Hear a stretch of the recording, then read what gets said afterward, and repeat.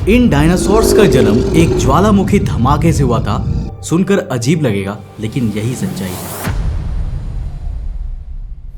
तो देखो, ये है हमारी मिल्की वे गैलेक्सी, जिसके चक्कर लगा रहा है हमारा सोलर सिस्टम। इसे सेजिटेरियस सुपरमैसिव ब्लैक होल का सिर्फ एक चक्कर लगाने में लगभग 20 करोड़ साल लगते हैं। लेकिन ये 20 करोड़ साल कितना बड़ा समय है, इसका जवाब हमें इस तस्वीर से मिलता है।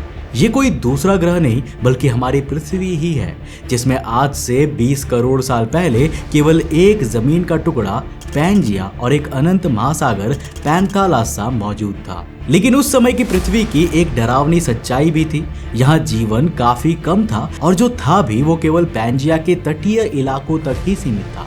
लेकिन तभी पैंजिया के इस इलाके में कुछ अजीब होता है। अचानक एक बड़ा धमाका हुआ, इतना बड़ा कि इंसानों के पास मौजूद सबसे शक्तिशाली हाइड्रोजन बॉम्ब से भी हजारों गुना ताकतवर। आप सोच रहे होंगे कि इस धमाके ने पृथ्वी को लावा से भर दिया होगा, लावा की नदियां बहने लगी होंगी और जीवन नष्ट हो गया होगा, राइट? लेकिन नहीं, हुआ ठीक इसका उल्टा। इस रहस्यमयी धमाके ने पृथ्वी के वातावरण में कुछ ऐसा किया कि अचानक मौसम बदल गया और जहरीली बारिश शुरू हो गई। लेकिन ये बारिश एक दिन, एक साल या एक सदी तक नहीं चली, बल्कि ये 20 लाख साल तक लगातार होती रही। इंसानों के दृष्टिकोण से सोचा जाए तो जैसे 20 करोड़ पीढ़ियों तक आसमान से बारिश गिरता ही रहा। लेकिन पता है दोस्तों, इससे भी डरावनी बात यह थी कि ये कोई सामान्य बारिश नहीं थी। हर बूंद में जहर घुला हुआ था। ये एक एसिडिक रेन थी जो इतनी तीखी थी कि इसने चट्टानों को घोल दिया और पहाड़ों को अंदर से खोखला कर दिया।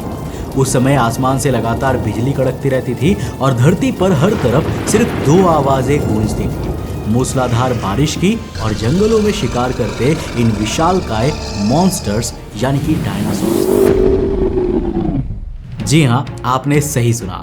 20 लाख साल तक चलने वाले इस बारिश ने पृथ्वी के जीवन के साथ ऐसा खेल खेला जिसमें केवल एक ही जीव सबसे ज्यादा संख्या में जीतकर उभरा, और वो जीव थे डायनासोर्स। इसी बारिश ने उन्हें एवोल्यूशन में बढ़त दी और वे पूरी पृथ्वी पर छा गए। उस समय के 100% जीवों में लगभग 90% केवल डायनासोर्स ही थे। लेकिन सवाल ये है कि आखिर कैसे 20 लाख साल तक चली इस बारिश ने बाकी सभी जीवों को मिटाकर केवल डायनासोर्स को आगे बढ़ाया? और सबसे बड़ा सवाल, पृथ्वी के वातावरण में ऐसा क्या हुआ था कि यहाँ लाखों साल तक बस जहरीली बारिश होती रही? और क्यों वैज्ञानिक हमें चेतावनी दे रहे हैं कि इस तरह का विनाशकारी इवेंट पृथ्वी पर दोबारा हो सकता है? सो हेलो गाइस, मैं हूं कौशिक और चलिए शुरू करते हैं एक और नए एपिसोड को।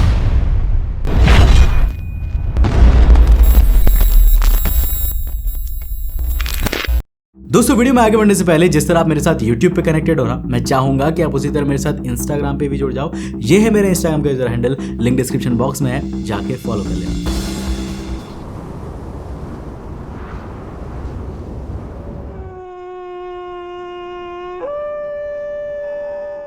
करीब 20,000 साल पहले की एक ऐसी पृथ्वी जो बर्फ की मोटी चादर से ढकी थी। ना इंसानों की कोई बस्ती, ना खेत, ना शहर, सिर्फ अंतहीन बर्फीले पहाड़। लेकिन इस खामोशी के बीच कुछ ऐसा था जो पूरी धरती पर अपनी दहशत बिखेर रहा था, और वो था डायर वुल्व्स। ये कोई आम भेड़िए नहीं थे, बल्कि ये उनसे कहीं ज्यादा ताकतवर, लंबे और विशाल थे। ये आइस एज के सबसे बड़े और ताकतवर जीवों में से एक मैमथ्स का शिकार करते थे।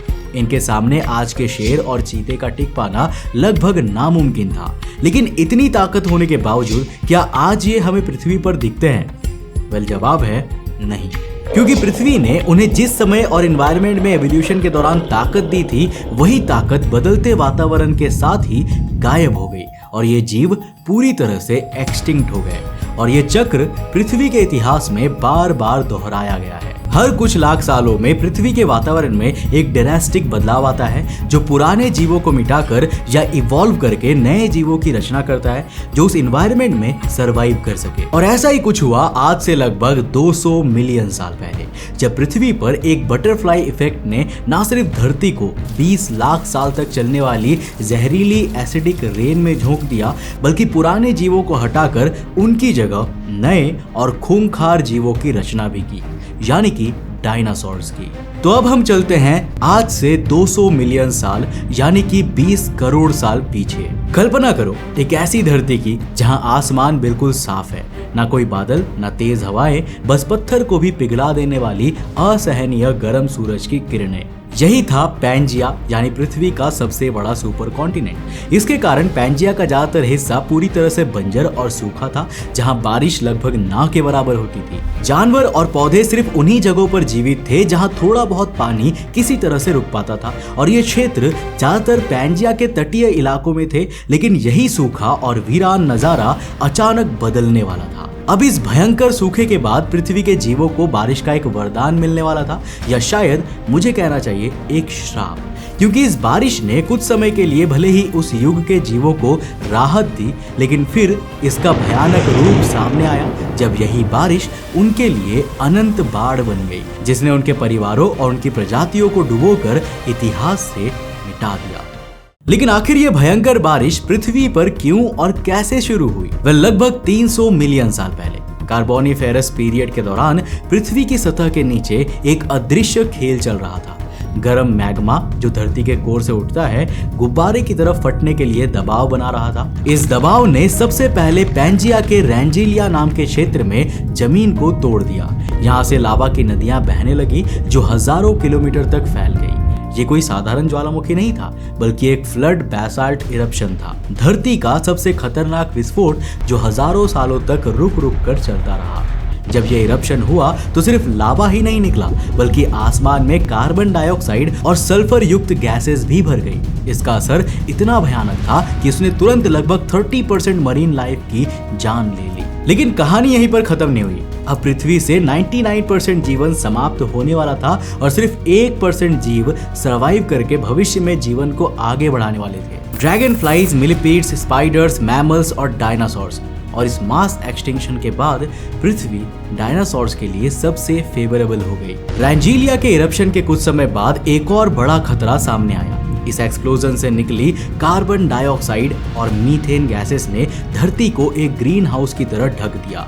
पृथ्वी का एवरेज टेम्परेचर 3 से 4 डिग्री सेल्सियस तक बढ़ गया। अब सुनने में ये काफी कम लगता है, लेकिन पूरे ग्रह के लिए ये एक भयानक बदलाव था। गर्म हवा में समुद्र का पानी तेजी से भाप बनकर उड़ने लगा, आसमान नमी से भर गया और वही नमी एक दिन काले बादलों का समुद्र बन गई। अब शुरू होता है वो तूफान जो रुकने का नाम नहीं ले रहा था। आसमान से बिजली चमकने लगी, बादलों की गड़गड़ाहट गूंजने लगी और बारिश की पहली बूंदें गिरी। ये बारिश तेज और लगातार थी। पूरी पृथ्वी इस समय काले बादलों से ढकी थी, इसलिए पैंजिया के सबसे सूखे हिस्सों तक भी पानी पहुंच रहा था। अब शुरुआत में जीवों को इस बारिश से राहत मिली, लेकिन जल्द ही कुछ अजीब होने लगा। ये बारिश जो देखने में राहत भरी थी, धीरे धीरे जीवों को मारने लग गई, यहाँ तक कि पहाड़ और मिट्टी तक घुलने लगे। और फिर एक शॉकिंग सच सामने आया। ये कोई साधारण बारिश नहीं थी, इसमें ज्वालामुखी से निकला सल्फ्यूरिक एसिड घुला हुआ था, यानी ये काले बादल पृथ्वी पर एसिड रेन बरसा रहे थे। आसमान से गिरने वाली हर बूंद सिर्फ ठंडक नहीं बल्कि जहर लेकर आ रही थी। इस एसिड रेन से जानवर तो मर ही रहे थे, ऊपर से जंगलों के पेड़ भी इससे सह नहीं पा रहे थे। इस बारिश से बचाव करने के लिए उन्होंने अपने अंदर से चिपचिपा रेजिन छोड़ना शुरू कर दिया, जिसमें उस समय के कई जीव ट्रैप हो गए थे। उन्हें आज हम एम्बर फॉसिल्स कहते हैं। अब जैसे जैसे ये एसिड रेन बढ़ती गई ना, नदियां उफाने मारने लगी, रेगिस्तान की रेत की जगह कीचड़ बनने लगी और धीरे धीरे पूरी पृथ्वी का चेहरा बदलने लगा। जो जगहें पहले सूखी और वीरान थी, अब पानी की बाढ़ में डूब रही थी। और जैसा मैंने कहा, ये बारिश एक दिन, एक साल की नहीं थी, बल्कि ये तो लाखों सालों तक चलने वाली बरसात थी। यही वजह है कि इस बारिश ने पृथ्वी के इतिहास को पलट कर रख दिया। एक और तो ये पानी नई नदियां और गुफाएं बना रहा था, दूसरी ओर ये धीरे धीरे उन प्रजातियों को मिटा रहा था जो इतने बड़े बदलाव को सहन नहीं कर पा रही थी। और इसी दौरान अगर आप पृथ्वी के समुद्रों को देखते तो वह गहरे नीले नहीं बल्कि काले रंग के दिखाई देते।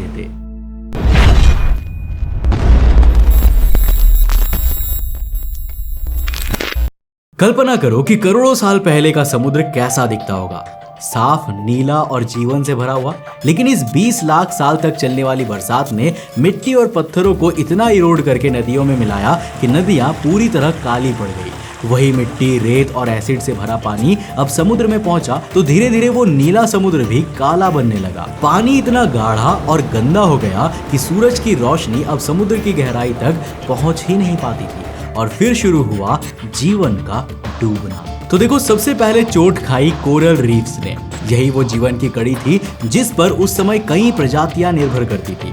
लेकिन जब पानी एसिडिक और गर्म हो गया तो ये रीफ्स टूटने लगे। छोटे छोटे जीव जिनके खोल कैल्शियम से बने थे, जैसे एमोनॉइड्स और ब्रैकियोपोड्स, उनके खोल तक पिघलने लगे। ये कुछ वैसा ही था जैसे इंसान तेजाब की बारिश में खड़ा हो और उसकी स्किन पिघलने लग जाए। और ये सब इतना तेज हुआ कि कुछ ही हजार सालों में भरे पूरे समुद्र वीरान कब्रिस्तान में बदल गए। समुद्र की गहराई में हालात और भी डरावने थे। एसिडिक होते समुद्र में लगातार पोषक तत्वों की भारी कमी हो गई थी और सड़ते हुए जीवों ने पानी का ऑक्सीजन भी खत्म कर दिया था। इससे समुद्र के बड़े हिस्से एनॉक्सिक जोन्स बन गए, यानी ऐसे क्षेत्र जहां बिल्कुल ऑक्सीजन नहीं बची थी। वहां जो भी जीव थे, चाहे वो सतह पर हो या गहराई में, सब कोई घुट घुट कर मर गए। फॉसल रिकॉर्ड्स बताते हैं कि कोनोडोंट्स जैसे सूक्ष्म प्राणी और बड़े समुद्री लिली जैसे क्राइनॉइड्स इस काल में लगभग पूरी तरह से मिट गए। लेकिन सिर्फ समुद्री नहीं, जमीन पर भी कहर टूटा। लगातार एसिड रेन से मिट्टी जहरीली हो चुकी थी, पेड़ों की जड़ें सड़ने लगी थी और पुराने पौधे जैसे कॉनिफर्स और गिंगकॉक्स मरकर गायब होने लगे। उनकी जगह ऐसे पौधे फैलने लगे जिन्हें लगातार नमी पसंद थी, जैसे फर्न्स और काई। ये बदलाव इतना तेज था कि जंगल की शक्ल ही बदल गई। अब बारी थी उन जानवरों की जो इन जंगलों पर निर्भर थे। विशालकाय शाकाहारी जीव डाइसिनोडोंट्स और राइनकोसॉरस, जिनके झुंड कभी धरती पर राज किया करते थे, अब खत्म होते जंगलों के साथ भूख से मरने लगे। और अब शिकार खत्म हुआ तो कई बड़े मांसाहारी भी इन हालातों में टिक नहीं पाए और अचानक भूख से मरने लगे। वैज्ञानिकों का मानना है कि इस समय लगभग हर इकोसिस्टम टूट गया था। लाखों सालों से पृथ्वी पर जी रहे जीव अचानक खत्म होने लगे। पूरा बायोस्फीयर एक साथ हिल गया। लेकिन ये विनाश जितना तेज था उतना ही रहस्यमयी भी था, क्योंकि इस एक्सटिंक्शन के बीच बीच में कुछ नई प्रजातियां जन्म ले रही थी। और यही वो पल था जब डायनासोर्स का पृथ्वी पर एवोल्यूशन शुरू हो गया। साधारण जीवों से निकलकर वे धीरे धीरे धरती के सबसे बड़े शिकारी और रूलर्स बने, जिनके निशान आज भी हमें हर महाद्वीप की चट्टानों और फॉसिल्स में मिलते हैं।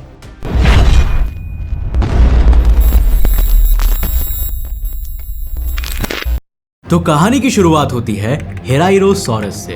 ये लगभग 6 मीटर लंबा और 300 किलो वजनी शिकारी था। बारिश से बने घने जंगल और गीली धरती इसके लिए किसी लॉटरी से कम नहीं थी। जहां पहले बड़े बड़े शिकारी जानवर मौजूद थे, अब उनके मरने के बाद मैदान खाली हो चुका था। हेराइरोसॉरस और इसके जैसे छोटे तेज शिकारी अचानक पूरी दुनिया में फैलने लगे। इटली के डोलोमाइट्स के चट्टानों में मौजूद फुटप्रिंट्स इसका सबूत है, क्योंकि जब वैज्ञानिकों ने इन पर स्टडी की तो एक शॉकिंग फैक्ट सामने आया। इस 20 लाख साल की बारिश से पहले के फॉसिल रिकॉर्ड्स में डायनासोर्स के निशान लगभग ना के बराबर थे। लेकिन इस ग्रेट लॉन्ग एसिडिक रेन के बाद धरती पर जमी नई मिट्टी में 90% से ज्यादा फॉसिल्स सिर्फ और सिर्फ डायनासोर्स के फुटप्रिंट्स के ही मिले। इसका मतलब साफ था कि इस घटना ने डायनासोर्स की पॉपुलेशन में ऐसा एक्सप्लोजन किया कि वे पूरी पृथ्वी पर हर जगह मौजूद थे और बाकी सभी जीव उनके कॉम्पिटिटर्स नहीं बल्कि उनका शिकार बन गए। और इन जीवों में छोटे छोटे अर्ली मैमल्स यानी हमारे पूर्वज भी मौजूद थे, जो जमीन के बिलों में छुपकर सर्वाइवल का रास्ता ढूंढ रहे थे। इसी तरह टर्टल्स, लेपिडोसॉरस और पेट्रोसॉरस भी इस दौरान किसी तरह छिपकर जिंदा रह पाए। महासागरों में माइक्रोस्कोपिक स्तर पर नए बदलाव हुए। वहां डाइनोफ्लैगेलेट्स और कोकोलिथोफोरस नाम के टाइनी प्लैंकटन तेजी से बढ़ने लगे। ये वही प्राणी थे जिन पर आज का पूरा मरीन फूड चेन टिका हुआ है। जैसा मैंने कहा, ये सब सिर्फ एक वॉल्केनिक एक्सप्लोजन से शुरू हुआ था। इसे आप बटरफ्लाई इफेक्ट का सबसे एक्सट्रीम रूप मान सकते हो।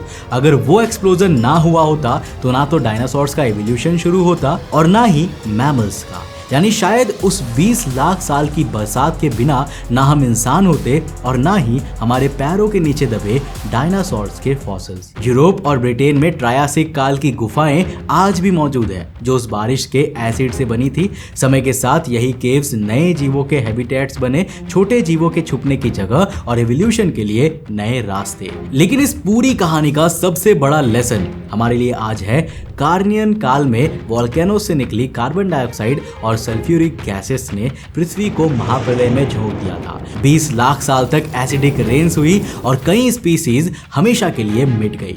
फर्क बस इतना था कि तब यह प्रक्रिया नेचर ने लाखों सालों में की थी और आज के समय में वही काम हम खुद कर रहे हैं, कोल और ऑयल्स को जलाकर। देखो, तब धरती को गर्म होने में ना हजारों साल लगे थे और आज हमने सिर्फ 200 सालों में ही पृथ्वी का तापमान 1 डिग्री सेल्सियस से ज्यादा बढ़ा दिया है। इसका मतलब साफ है कि अगर एंशिएंट रेन्स ने डायनासोर्स का युग शुरू किया था तो आज की वार्मिंग भी किसी नए युग को जन्म दे सकती है। सवाल यह है कि उस युग के रूलर्स कौन होंगे, हम इंसान या कोई और प्रजाति जो क्लाइमेट चेंज के बाद लाखों सालों तक चलने वाली एसिड रेन या आइस एज जैसी घटनाओं को सरवाइव करके इंसानों के मिट जाने के बाद जन्म लेगी। देखो, इतिहास हमें बताता है कि धरती कभी एक जैसी नहीं रहती।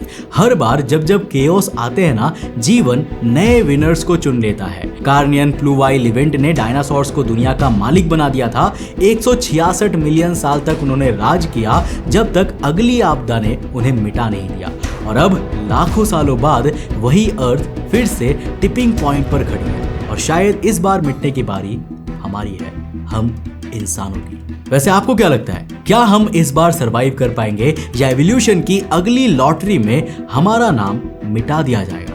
आप अपनी राय मुझे कमेंट सेक्शन में लिखकर बताना। अगर वीडियो पसंद आया तो इस वीडियो को लाइक करने के साथ साथ अपने दोस्तों के साथ जरूर शेयर करना। वैसे जाते जाते मैं आपको बता दूं कि हमारे एवोल्यूशन के थियरी में एक मिसिंग पार्ट है, एक ऐसा पार्ट जहां पर हम ये डिसाइड नहीं कर पाते कि आखिर बंदरों से जो इंसान बदले थे उनके बीच का जो लिंक है, जो कड़ी है, वो कहाँ गायब हुए। ना तो हमें उनके फॉसिल्स मिले हैं, ना ही आज तक कोई प्रमाण मिले हैं। तो आखिर बंदरों से जो हम इंसान बने हैं, क्या इसके बीच में हमारे एवोल्यूशन में किसी दूसरे प्रजाति, किसी परग्रही एलियंस ने हमें साथ दिया था, या फिर वो मिसिंग पार्ट आखिर कहाँ गायब हुआ? अगर इस टॉपिक पर आप एक वीडियो चाहते हो तो मुझे कमेंट सेक्शन में लिखकर बताना। अगर कमेंट्स ज्यादा हुए तो मैं डेफिनेटली इस पर एक वीडियो लेकर आऊंगा। अगर आप नए हो चैनल पे तो चैनल को सब्सक्राइब करने के साथ साथ नोटिफिकेशन बेल ऑन कर देना। और अगर आपको ये वीडियो पसंद आई ना तो मैं आपको रिकमेंड करूंगा कि आप अगली वीडियो इसे जाकर जरूर देखना, जिसमें हमने बात किया है कि चाइना का रिसेंटली गया हुआ मार्स रोवर आखिर मार्स पर क्या क्या डिस्कवरी करता है। चाइना का रोवर असल में मार्स में कुछ ऐसा देख लेता है जिससे ये साफ हो जाता है कि नासा काफी सारी बातें हमसे छिपा रही है और मंगल ग्रह पर कुछ तो ऐसा है जो आपका जानना बहुत ज्यादा जरूरी है। अगर आप जानना चाहते हो तो इस वीडियो को जाकर देखना, बहुत इंटरेस्टिंग है। मैं मिलता हूं आपको नेक्स्ट वीडियो के साथ, तब तक के लिए बाय।